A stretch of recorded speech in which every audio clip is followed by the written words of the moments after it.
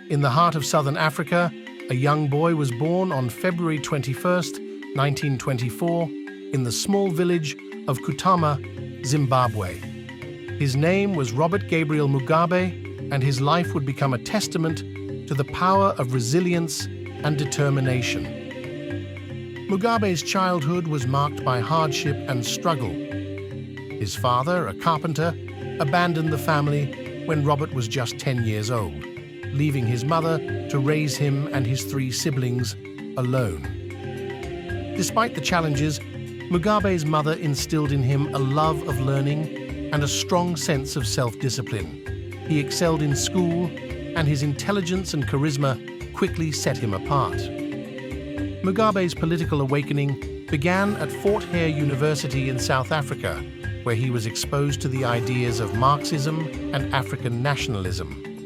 He became a key figure in the student movement, advocating for independence and self-determination. In 1960, Mugabe returned to Zimbabwe and joined the National Democratic Party, quickly rising through the ranks. His leadership and oratory skills made him a natural choice to lead the party. Sally Hayfron, a Ghanaian teacher, met Mugabe in 1960. They married in 1961 and had 1 son, Robert Jr. Sally was Mugabe's rock, supporting him through his years in prison and exile. But Sally's health declined, and she passed away in 1992. Mugabe was devastated, but his political ambitions didn't allow him to grieve for long. In 1964, Mugabe was arrested and imprisoned for 11 years for his political activities. But even in prison, he continued to organize and mobilize, becoming a symbol of resistance against the white minority government. Upon his release in 1974, Mugabe fled to Mozambique, where he co-founded the Zimbabwe African National Union, ZANU, and led the armed struggle for independence. On April 18, 1980, Zimbabwe gained independence, and Mugabe became the country's first black prime minister. In 1987, he declared himself president, a position he would hold for the next 37 years. Enter Grace Marufu, a young secretary in the office of the president.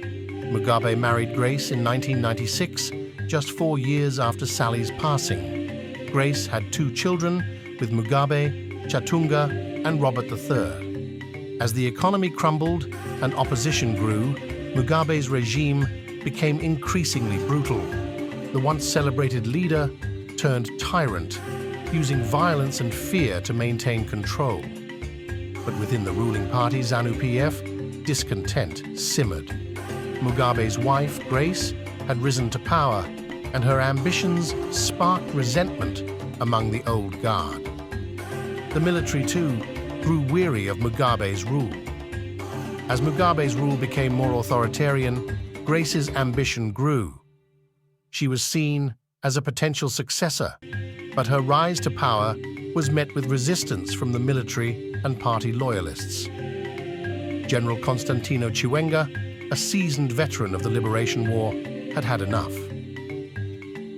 In November 2017, he led a bloodless coup, seizing control of the capital, Harare. Mugabe, now 93 years old, was placed under house arrest.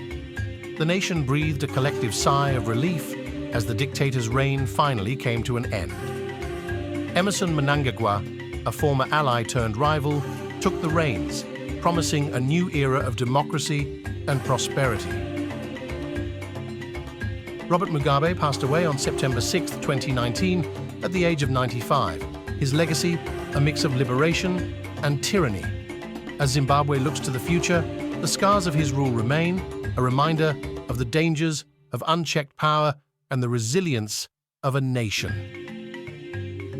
This is the story of the fall of Robert Mugabe, a cautionary tale of the corrupting influence of power and the unyielding spirit of a people.